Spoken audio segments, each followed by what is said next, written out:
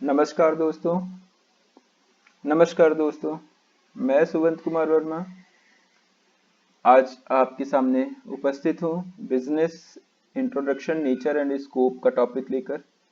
Actually 2 videos पहले मुझे मेरे कुछ स्टूडेंट्स ने business analysis and forecasting M com का जो 4th सेमेस्टर का पेपर है उसकी फर्स्ट यूनिट के लिए हमसे रिक्वेस्ट करी थी, जिस कारण से हमने थोड़ा सा उधर अकाउंटिंग ड्रॉप करके इधर टच करना चाहा है।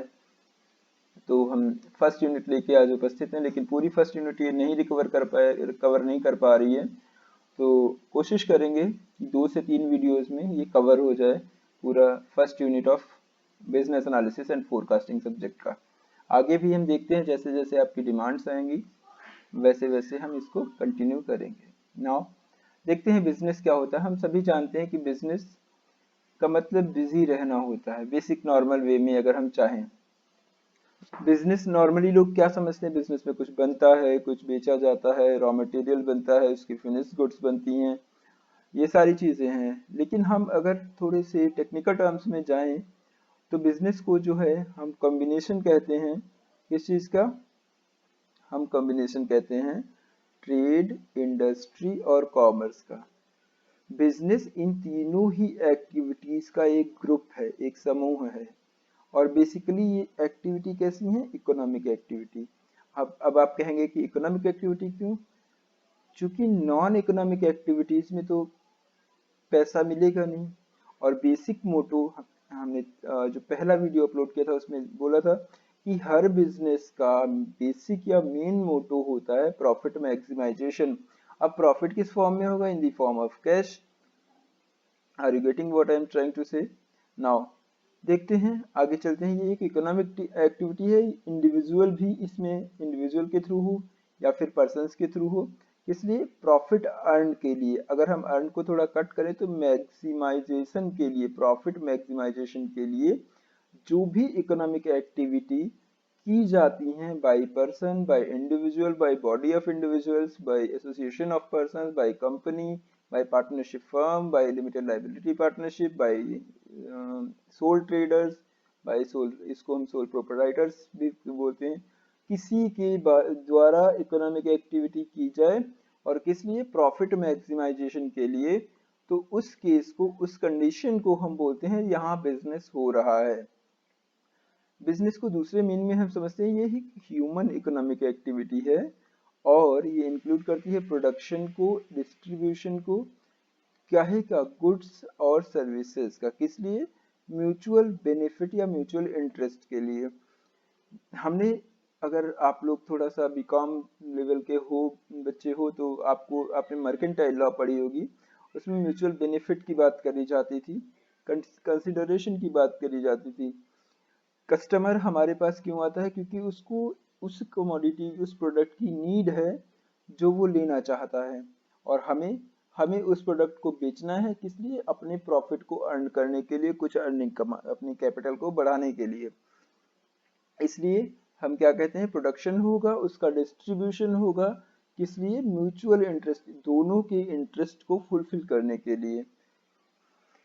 दूसरे शब्दों में हम कह सकते हैं कि बिजनेस जो है कंसिस्ट करता है इंडिविजुअल्स, ग्रुप ऑफ इंडिविजुअल्स को जो सेटिस्फाई करते हैं अपने सोशल नीड्स को और प्रॉफिट मोटिव्स को, साथ ही साथ म्यूचुअल बेनिफिट्स को। किस लिए? किसके द्वारा?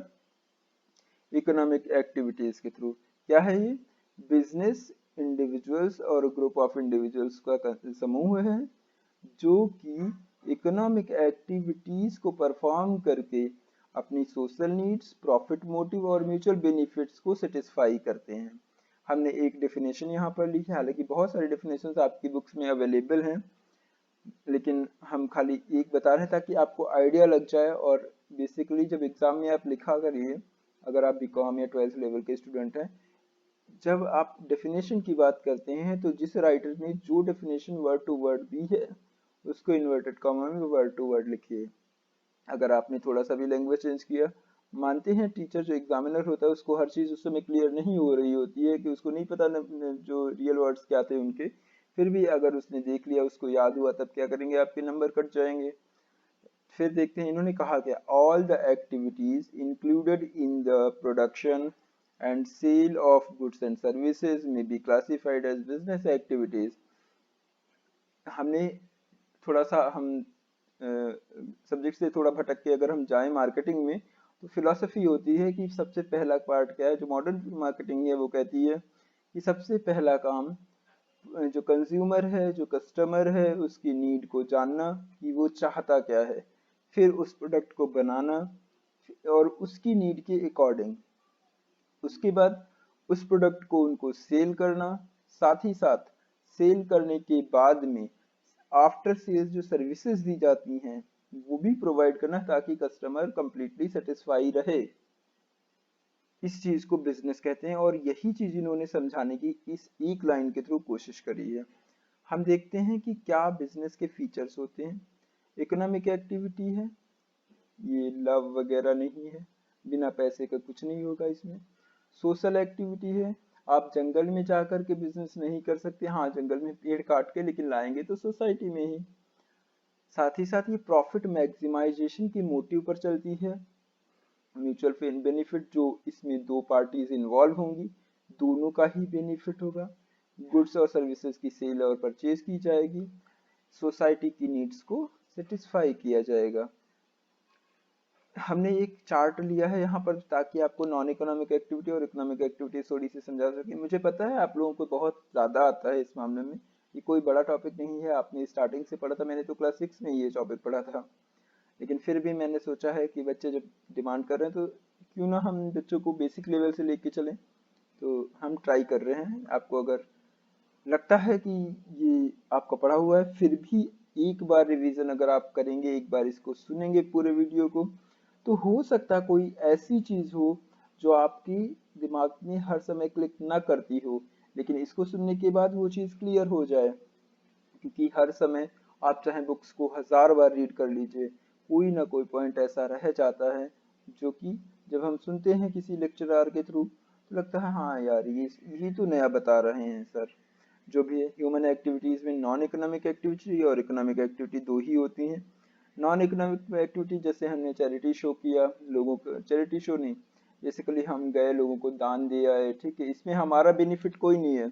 हम माँ का प्यार, मम्मी जो है बच्चे को जितना प्यार कर लें, अब जब बूढ़ा हो जाएंगी वो, तो उस समय अगर उनका बेटा उन्हें 10 करोड़ रुपए दे और कहे मम्मी आपका जो प्यार था वो पूरा कवर हो गया, नहीं, ऐसा आप नहीं कर सकते। ऐसा हो ही नहीं सकता कि माँ के प्यार को आप पैसों में तोल दें। इकोनॉमिक एक्टिविटीज, बिजनेस और प्रोफेशन। बिजनेस क्या है और प्रोफेशन क्या है? बिजनेस है जिसमें हम गुड्स बेचते हैं और प्रोफेशन है जिसमें हम सर्विस बेचते हैं। मैं अगर मैं जिस डिग्री कॉलेज में पढ़ाता हूँ, असिस्टेंट प्रोफेसर हूँ, वहाँ पर जो मैं काम करता हूँ that is my profession. Now अगर मैं एक किराने की दुकान चलाता हूँ या फिर मैं एक बुक पब्लिकेशन हाउस खोल लेता हूँ, now this will be the business activity. Business activities हमने कहा था स्टार्टिंग में ही, हम देखते चल के हमने जो बताए थे वो लाइन हम आपको समझाते हैं। Combination of trade, industry and commerce, तो वही चीज अब हम बताने जा रहे हैं। बिजनेस ट्रेड, इंडस्ट्री और कॉमर्स से मिलकर बना है। अगर कहा जाए कॉमर्स नहीं है तो बिजनेस भी नहीं है, अगर इंडस्ट्री नहीं है तो बिजनेस नहीं है, ट्रेड नहीं तो बिजनेस नहीं। इसी को हमने थोड़ा सा और इलेबोरेट करने की कोशिश करी है बिजनेस टर्म को। इंडस्ट्री कितने टाइप की होती है वो हम अभी बताएंगे, इनके सारे सबके एक एक एग्जाम्पल देंगे, दो दो तीन तीन एग्जाम्पल्स बता के। साथ ही साथ ट्रेड, इंटरनल ट्रेड क्या होती है, इनलैंड ट्रेड या इंटरनल ट्रेड सेम चीज होती है, फॉरेन ट्रेड क्या होता है वो भी मैं बताऊंगा। एड्स टू ट्रेड का मतलब ये होता है कि जो ट्रेडिंग करी जा रही है उसमें हेल्प करने वाले समूह या हेल्प करने वाले पार्टिसिपेंट्स या प्लेयर्स कह सकते हैं हम। देखो यहीं से शुरू करते हैं। सबसे पहले हम देखते हैं इंडस्ट्री क्या होती है। तो इंडस्ट्री किसे रिफर करती है? पार्ट ऑफ बिजनेस एक्टिविटी है ये, जो कि अप्रीहेंसिव है किसके साथ? एक्सट्रैक्शन, साथ ही साथ production and fabrication of products. Now सीधी सी बात, अगर आपको ये वर्ड टफ लग रहे हैं तो इंडस्ट्री वो है, बिजनेस एक्टिविटी वो है ये जिसके थ्रू किसी भी प्रोडक्ट को बनाने के लिए विभिन्न या फिर डिफरेंट प्रोसेस से गुजर कर उसको फिनिश गुड्स में कन्वर्ट करने की कोशिश करी जाती है और उसको फिनिश गुड्स में कन्वर्ट किया जाता है। अगर बेसिकली ऐसे समझा जाए तो इंडस्ट्री डिफरेंट टाइप की होती है। जो ये इंडस्ट्रीज हैं इनको हम एक वन बाय वन लेके चल रहे हैं। पहले जेनेटिक इंडस्ट्री क्या होती है, जैसे कैटल ब्रीडिंग, ठीक है, पोल्ट्री फार्मिंग, जहाँ पर जेनेटिक का यूज कर करके उससे अपने नए नए प्रोडक्ट्स के डेवलप किया जाए। पोल्ट्री फार्मिंग जेनेटिक का यूज है। हम बेसिकली बॉयलर बनाते हैं, उनको देखभाल करते हैं, उनसे अंडे जो भी होते हैं, बच्चे होते हैं, उनका देखभाल करते हैं। प्लांट नर्सरीज, नए नए प्लांट्स बनाते हैं, बोनसाइज वगैरह क्रिएट करते हैं। ये सब हमारे जेनेटिक इंडस्ट्री का ही पार्ट है। असेंबली इंडस्ट्री, ये वो इंडस्ट्री है जिसमें कोई एक प्रोडक्ट है जो विभिन्न पार्ट्स से मिल करके बनता है, और वो पार्ट्स वो इंडस्ट्री खुद नहीं बना रही है, वो कहीं से मंगाती है और सारे पार्ट्स को असेंबल करके एक प्रोडक्ट में कन्वर्ट करती है। ये है असेंबली इंडस्ट्री। फिर से हम देखते हैं एक्सट्रैक्टिव इंडस्ट्री क्या है। ये जो हमने लाइन लिखी थी, पहला एक्सट्रैक्टिव इंडस्ट्री, तो माइनिंग कहा जाए। एक्सट्रैक्टिव मतलब उसका यूज कर लेना, मतलब उससे जितनी चीजें हों उसको एक्सप्लॉइट कर सकते हैं, एक तरीके से हम कह सकते हैं, लेकिन ऐसा नहीं होगा। फिर भी हम बात करते हैं माइनिंग और क्वेरिंग, ये दो एग्जाम्पल हैं एक्सट्रैक्टिव इंडस्ट्री के। मैन्युफैक्चरिंग इंडस्ट्री, जहाँ पर रॉ मटेरियल को फिनिश गुड्स में कन्वर्ट किया जाए, वो मैन्युफैक्चरिंग इंडस्ट्री है। जैसे food, electrical equipment industry, chemicals बनाए जाते हैं, टेक्सटाइल्स बनाई जाती हैं, मशीन्स बनाई जाती हैं, इक्विपमेंट्स बनाए जाते हैं। ये सब क्या है, मैन्युफैक्चरिंग इंडस्ट्री है। जेनेटिक इंडस्ट्री अभी मैंने आपको बताई थी, nurseries, forestry, cattle breeding, commercial kennel, animal husbandry जिसमें हमने पोल्ट्री फार्मिंग बताया था, फिशरीज। नाउ असेंबली, हमने अभी थोड़ी देर पहले बताया था कि जब कोई एक इंडस्ट्री अपनी तरफ से वो केवल पार्ट्स को असेंबल करके एक उसको एक फिनिश गुड्स में कन्वर्ट कर दे, तो ये असेंबली इंडस्ट्री होती है। और ये पार्ट्स वो खुद नहीं बनाती, बाहर से मंगाती है और उनको असेंबल करती है, जैसे टेलीविजन वगैरह, बाईसाइकिल वगैरह।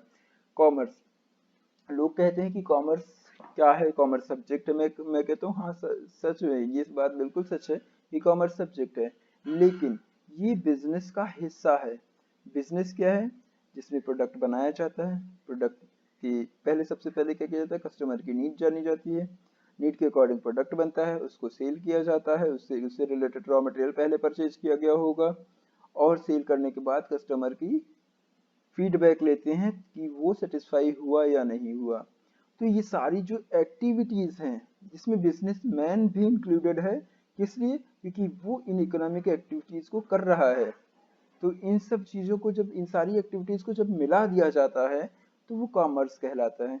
हम इजी वे में ये पढ़ते हैं कि ये जो है केवल buying and selling of goods के साथ कंसर्न है, लेकिन ऐसा नहीं है, ये इससे भी वास्ट है। क्या कह सकते हैं, जब किसी प्रोडक्ट को बनाया जाए, उसकी देखभाल करी, वेयर हाउसिंग करी जाए, ट्रांजैक्शन उसके बारे में हो, रॉ मटेरियल परचेज किया जाए, उसको सेल किया जाए फिनिश गुड्स में कन्वर्ट करके, ठीक, और उसको सेल करने के बाद जो प्रॉफिट अर्न किया गया और उसकी रिकॉर्डिंग करी जाए बुक्स ऑफ अकाउंट्स में, ये पूरी प्रोसेस कहलाती है कॉमर्स।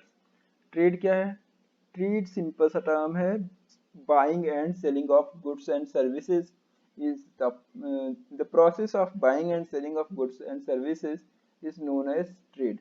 बेसिकली दो टाइप की ट्रेड होती है, इंटरनल ट्रेड और इंटरनेशनल ट्रेड।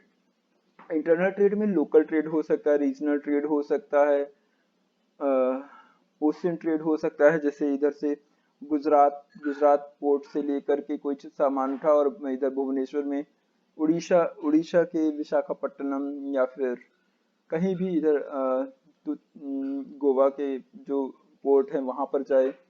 मतलब जब समुद्र से समुद्र में अगर जाया जाए, सामान इधर से उधर भेजा जा रहा है, तो वो इंटरनल ट्रेड हुआ, और वो भी ओशियन ट्रेड हुआ।